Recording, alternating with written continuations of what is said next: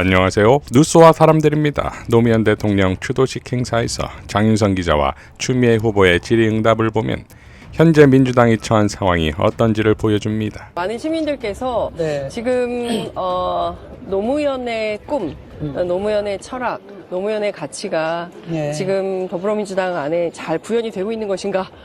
어떻게 평가하시는지 좀 듣겠습니다. 잘 구현되도록 노력을 더 해야 되겠죠? 네. 예. 좀 복잡합니다. 네. 오늘 이 나를 기린다고 해서 되지 않습니다. 직접 성과로 증명하고 노무현 정신이 이거다를 국민들께 보여드리고 그래서 이런 개혁의 저항을 극복해내야 하는 겁니다. 네. 알겠습니다. 굉장히 많은 카메라가 와 있지만 제가 한 가지만 더 여쭤보도록 하겠습니다. 실제 지금 이제 더불어민주당 선거가 본격화되고 경기도 같은 경우에는 굉장히 준비가 잘 되고 있는 것으로 알려져 있긴 합니다만 앞서 말씀 주신 대로 김용남 후보의 경우에 상당히 심각한 문제가 발생한 걸로 알고 있습니다. 특히 대부업과 관련돼서는 굉장히 민감한 이슈인데요. 혹시 후보께서 말씀드릴 부분이 아닌 것 같은데 예. 다음 일정 때문에 죄송합니다. 먼저 좀 아니 우리 장 기자님이 그 분야에서 앞장서서 취재를 많이 하셨잖아요. 정확한 취재 부탁드립니다. 나도 아직 잘 모르겠습니다. 자, 그러니까 짧은 인터뷰였으나 현재 민주당 안에서 노무현 정신 구현에 뭔가 문제가 있고 김용남의 대부업 의혹에 대한 당혹감이 있는 것인데 이 두 사안에는 뉴 이재명 세력이라는 교집합이 있습니다. 지난 3월 이현주 등이 주최하고 김용남, 송영길 등이 참석한 뉴 이재명을 논하다 토론회에서는 노무현 대통령에 대한 트라우마를 자꾸 호출하는 시민을 환자와 병자로 만드는 정치, 병자 정치다. 반면 이재명 대통령은 노무현 문재인을 호출하지 않는다는 발언이 나왔었지요. 23일 노무현 대통령 17조기 추도식에서 이재명 대통령의 추도사 제목이 당신 없는 그러나 당신으로 가득한 노무현 시대를 살아가며입니다. 그러면서 대통령님의 못다 이룬 꿈 국민 주권 정부가 반드시 완수하겠습니다. 세월이 많이 흘렀지만 대통령님의 부재는 여전히 익숙해지지 않습니다. 그러나 이 부재를 통해 오히려 당신의 존재를 더욱 선명하게 느끼게 됩니다. 당신이 없는 그러나 당신으로 가득한 노무현의 시대를 우리는 살아가고 있습니다. 당신께서 그토록 아끼고 사랑했던 이 나라와 국민을 반드시 지켜내겠습니다. 때로는 멈춰서고 때로는 걸려 넘어질지라도 결코 뒤로 물러서지 않겠습니다. 우리 모두의 과거이자 미래인 대통령님의 꿈이 현실이 될 수 있도록 혼신의 힘을 다하겠습니다. 늘 지켜봐 주십시오. 라고 연설했습니다. 자, 이러니 뉴 이재명이라면서 이재명의 뜻을 따르고는 있는 것입니까? 추미애 후보가 김용남에 대한 언급을 피한 건 대부업 의혹이 핵폭탄급임을 잘 알기 때문이지요. 예상대로 TV조선은 이번엔 김용남 동생의 녹취를 단독 보도했습니다. TV조선이 보도한 동생의 발언을 보면 자기는 정치할 사람인데 대부업 하는 게 어쩌고저쩌고 또 그런 소리 하는 거예요. 내 이름 갖고 다 한다니까 지금 차명으로 다 한다니까. 농업법인인가 뭔가 내 명의로 해가지고 그거를 대부업체한테 투자한 걸로 해가지고 남의 명의를 지금 이용해 먹으니까 나는 솔직히 그게 짜증나는 거지. 아무리 동생이라도.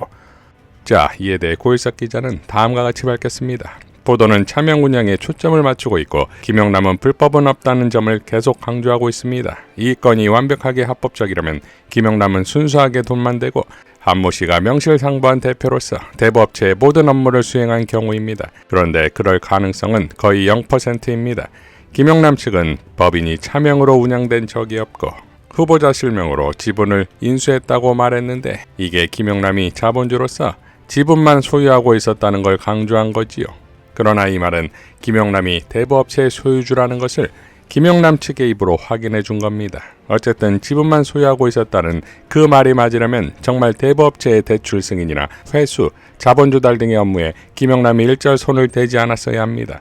법꾸라지 검사답게 아마 자신의 흔적은 절대로 남기지 않고 표면적으로 기록이 남는 모든 행위는 한모 씨를 시켰을 가능성이 큽니다.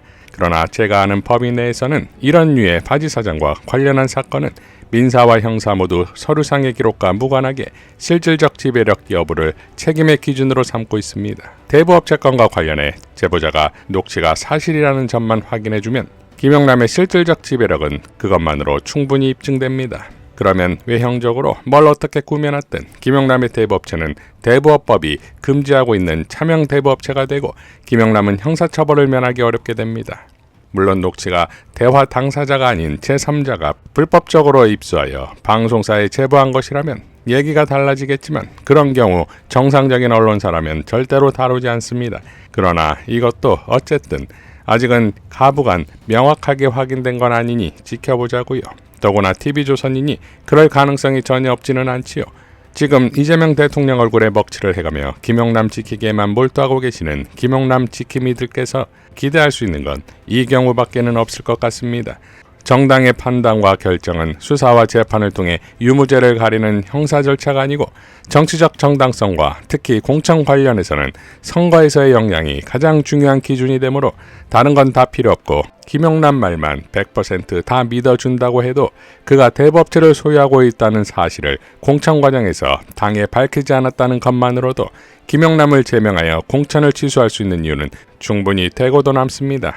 관련 사실 여부를 판단하는 데는 그다지 긴 시간과 많은 노력이 필요하지 않을 것으로 생각됩니다. 당은 최대한 빨리 진상을 파악해 신속하게 처리해야 합니다.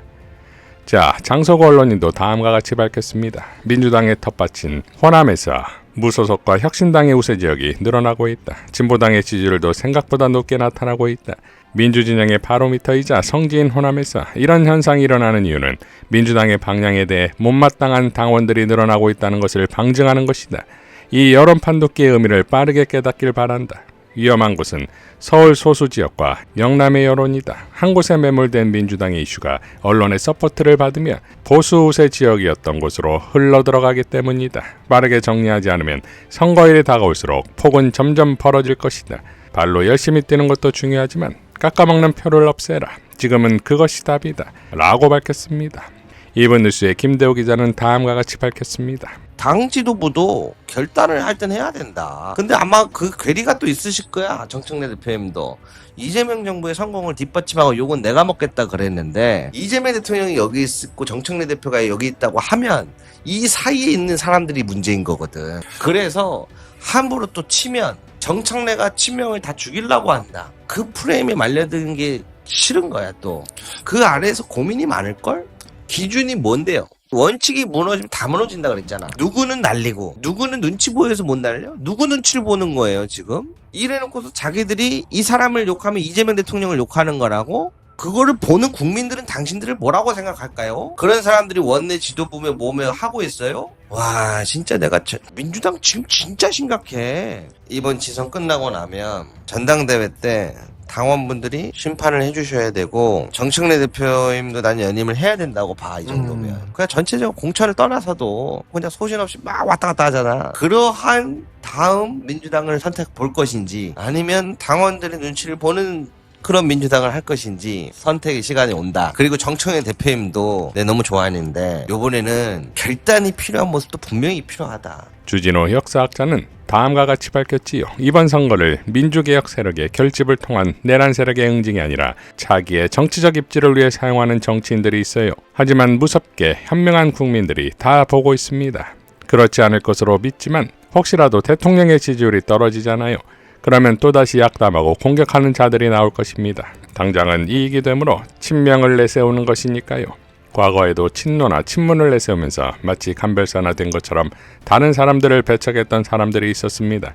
노무현과 문재인 그리고 조국이 어려울 때 가장 먼저 침을 뱉고 떠났어요.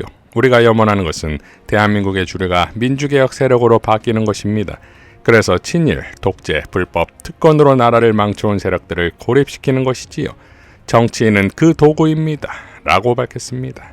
자, 이러니 저들에게 이재명 정부의 성공을 위해서라는 말이나 대한민국 정상화를 위한 내란 세력들 단죄를 위해서라는 말은 립서비스에 불과한 것이고 오직 차기 당권과 차기 공천권을 노린 세력 분림을 위한 선거라면 늘 그랬듯 이 골 때리는 상황을 또 당원과 국민이 나서겠지요. 위대한 당원지성, 국민지성으로 평정할 것이니 정청래 대표를 비롯한 당원 주권을 따르는 민주당 의원들은 이러한 뜻을 대의하기 바랍니다. 이상 뉴스와 사람들이었습니다. 시청해 주셔서 감사드립니다.